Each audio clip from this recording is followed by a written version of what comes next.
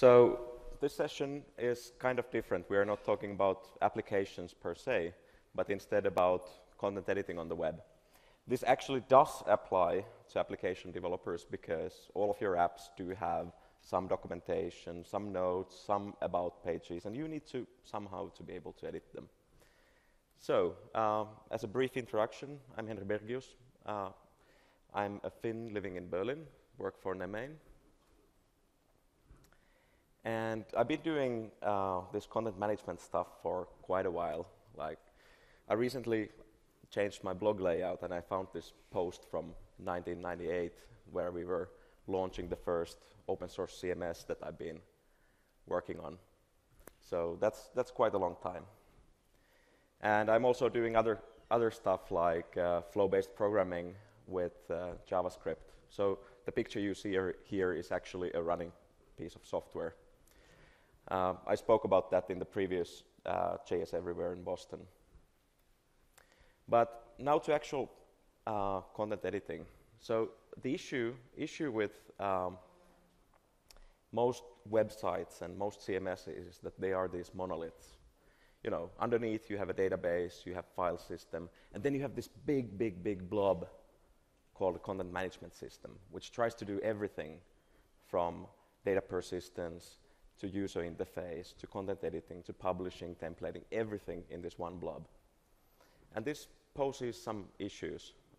It might be that you like the user interface in, let's say, WordPress, but then, you know, to have the WordPress user interface, you have to run the PHP stuff.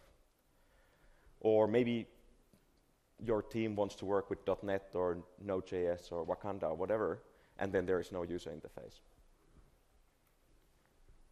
And, you know, these issues go on and on and on. The problem is you're getting just one big package.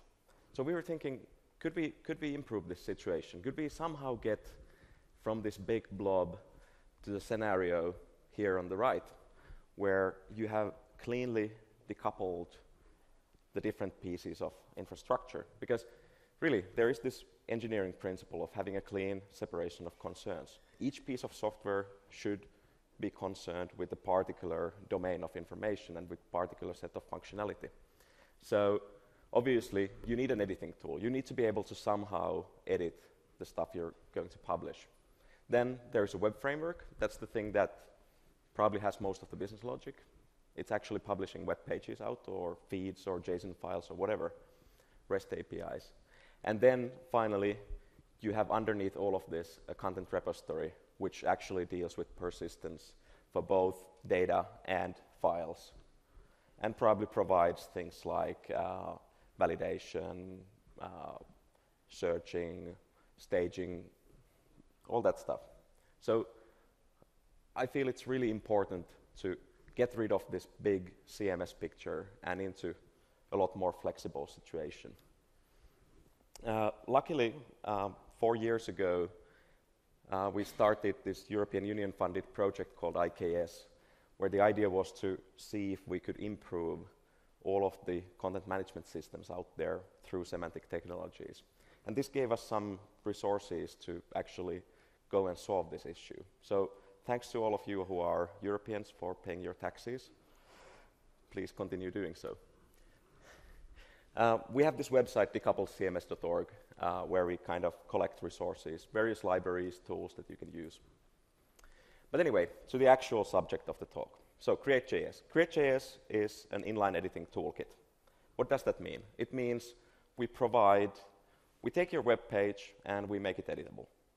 You can go and start writing stuff. Trying to reinvent the content editing experience was not very easy. We had to really think hard how to do things. And so I gave my team a constraint. I said, okay, we need to build a CMS interface without a single form. Because really, forms are what you use when you're entering USA to get the stamp on your passport. You use forms to report your taxes. But are forms the way you really want to communicate with your web audience? So we wanted to see if there would be a better way. And that's essentially what we did. Just like with, let's say, the touchscreen devices we have now, there's the paradigm of direct manipulation interfaces, where instead of using some external tool, like a form, to manipulate data that will be on the web pages, you actually go to the web page itself with all the layout you're using, all the CSS rules, everything, and you just start editing. So if you're using fancy fonts, whatever, all of those will be shown, the content will be shown as it's shown on the web page because we are actually editing the web page as it is. There are different tools here. Aloha Editor is another Visivik editor we can run. But then the first really tricky part of this direct manipulation idea was, okay, it's very easy to go and start editing something that is already on the page. How do we deal with stuff that isn't there? How do you add stuff? Because, that's reasonably important to be able to create new pieces of content. So we stole a couple of ideas from PowerPoint or these other presentation tools. Essentially, you get this add button wherever you have a collection of data, list of attendees in a conference, list of events, blog posts, whatever. You get an add button. You click it, and a new blank piece of content slides into the view. And we show the places where you can actually edit things with these brackets, just like PowerPoint does. So that sort of helps you to figure out how things work and still keep the whole editing experience happening on the page you're on. Now, of course, you might have multiple types of content. In some situations, you might be able to think about a service like Tumblr, where you can post a regular blog post or maybe a picture or video. All of these are different kinds of content. They are shown differently. They have different editing tools. So we also needed to support the situations where your collection may contain multiple different types. So when you click the add button there, we ask you, okay, what do you want to add? Maybe you want to add the video. Okay, you click it, and a new blank item for your video content slides into the view. Image handling, another pretty important thing. This is something that most content management systems have done pretty badly in the past. And so we wanted to really try to do something smart. First of all, because of the direct manipulation idea, we give you this pop-up here, and you can start dragging an image. You either upload one or you choose one from the system already. And you just drag it to the content, and we show this ghost of the image wherever you're taking it with your mouse. So you see, if you were to drop the image here, how would it look like in the final page? And as you can see, there's a suggestions tab here, and that's another thing. It's often very difficult to figure out, like if you're doing a blog post or whatever, what images to use, where to find them. And this is a feature where we can let the CMS help your backend to help the user. We can give you the tags of the content, the people mentioned in the content, all that, and then your backend system can provide images related to that. So you can get the pictures of the people, the places, all that directly suggested. Another important part is web is built out of links. The HT part of the HTTP protocol is hypertext, right?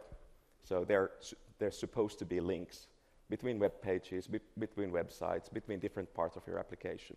And again, it's very difficult for content authors to figure out where to link.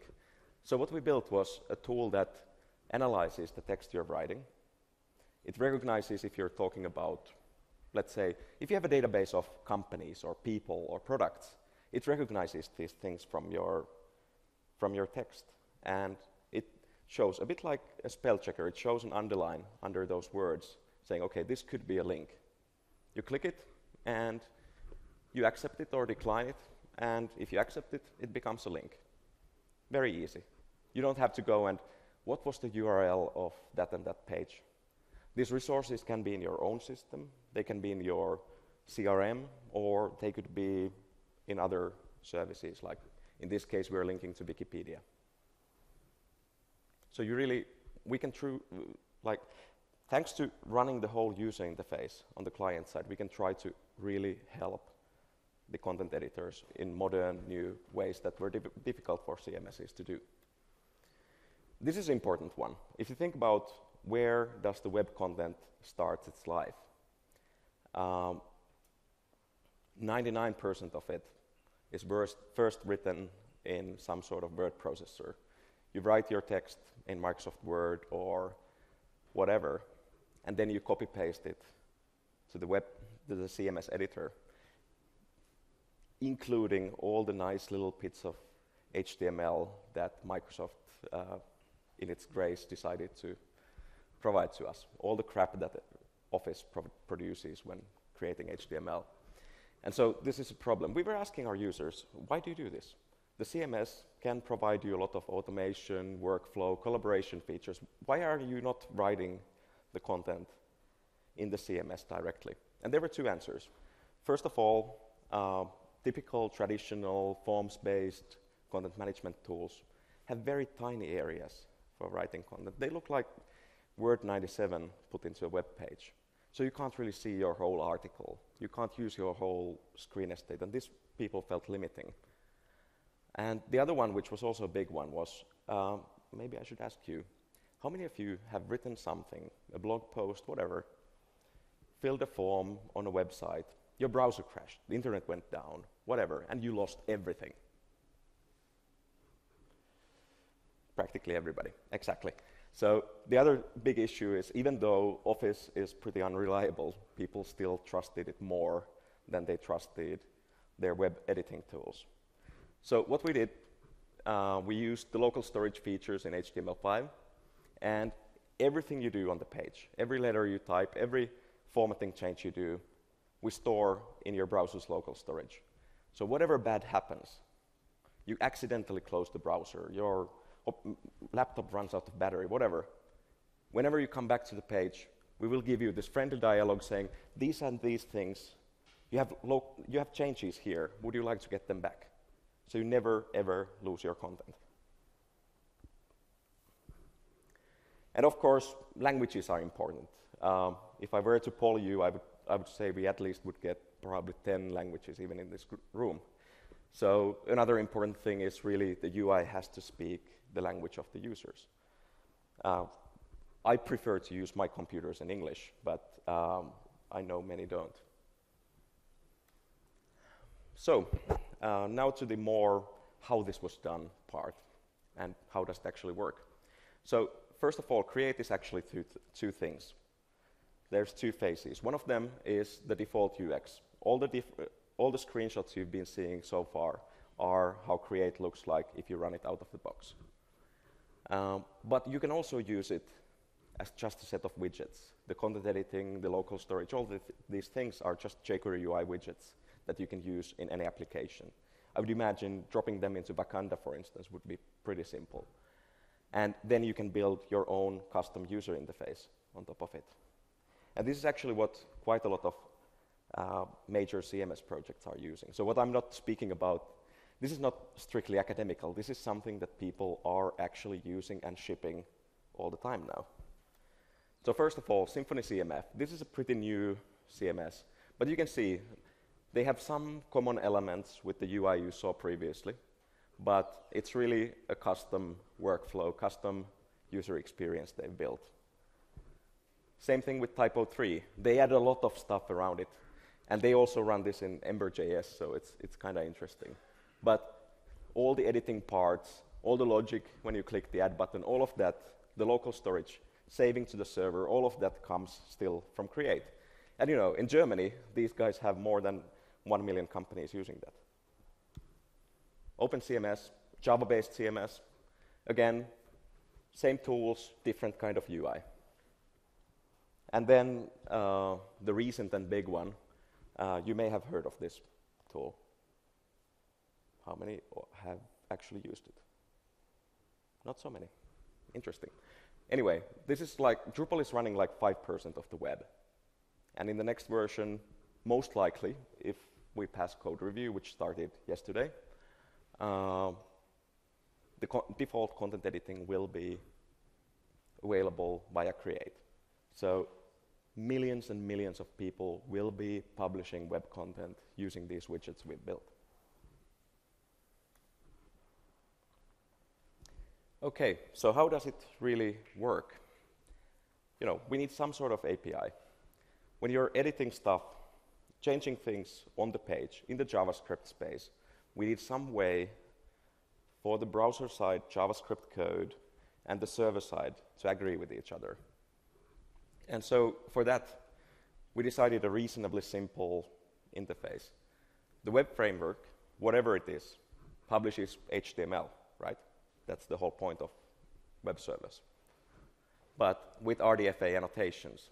Then the web editing tool runs in the browser, edits stuff, changes stuff, and whenever you need to save, we just send these JSON packets by default over a RESTful connection. This is actually something you can change because it's just backbone. So we've done this with WebSockets, for instance, if you want to do more real-time collaboration. But the default implementation is just HTML, HTTP, put, post, delete, calls to the server. How many of you have heard of RDFa? 2 hands up. All right. So RDFa is part of the W3C set of standards. It's a way for making your HTML understandable by the machine. If you look at this piece of HTML here, you can pretty easily, because you're humans, you can reason and read and all that. You can understand that this is about the book, right? There's the name of the book, there's the author, the publication date, which are all just reasonably meaningless HTML tags.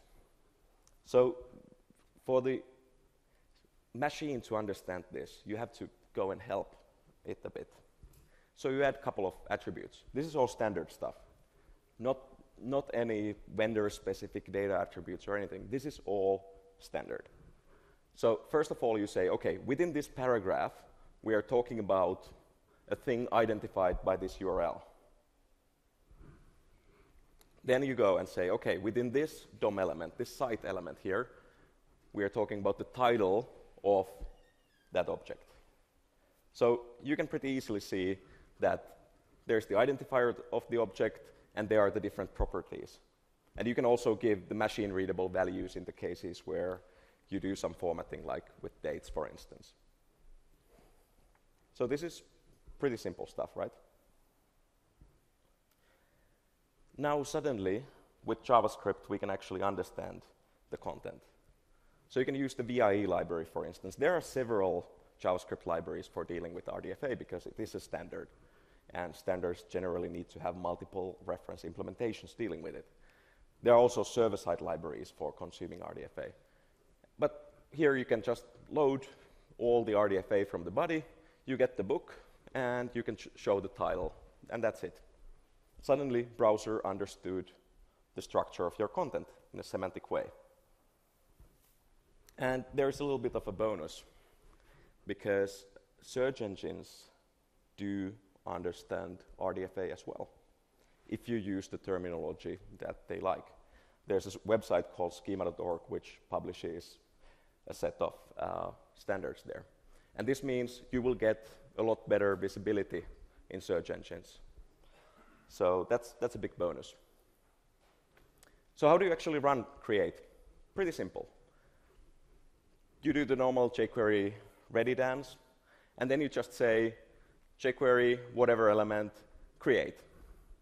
And at minimum, there's quite a lot of configurations you can do here, but at minimum you have to tell the URL where to save the changes so that we can actually, because saving the stuff people edit is kind of important. So that's all. This will load the UI, it will parse the RDFa annotations, and it will make everything editable. You have the whole UI there with just these couple of lines of code. And then we send stuff back as JSON-LD, which is another standard.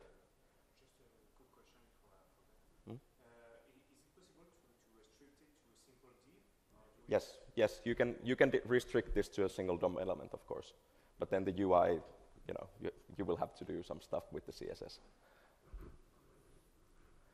Okay, and all of this is built on the VIE library, but that's beside the point. So essentially what we've done here is we have decoupled it, at least the editing layer. All the editing stuff happens in JavaScript. Then you have your web application, and hopefully one day, instead of just talking to MySQL, you will have a proper content repository down there. And the big bonus here is this means collaboration. The reason why the user experience of every single content management system has been so bad is because these projects don't have many JavaScript people. They don't have many UX people. They really don't have the resources. So having a shared library that can run on PHP, it can run on Node.js, it can run on Java, whatever, we can finally share code.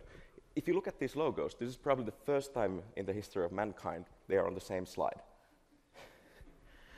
So, you know, and all of them have contributed code back. So by using this library, all of them are making the experience better for everybody.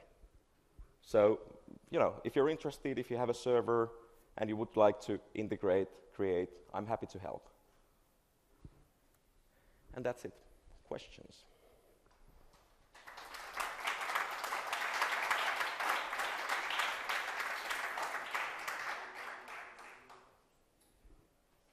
Do we have time for questions? No, not really. Okay, so come and grab me and we will chat. Thanks everybody for listening.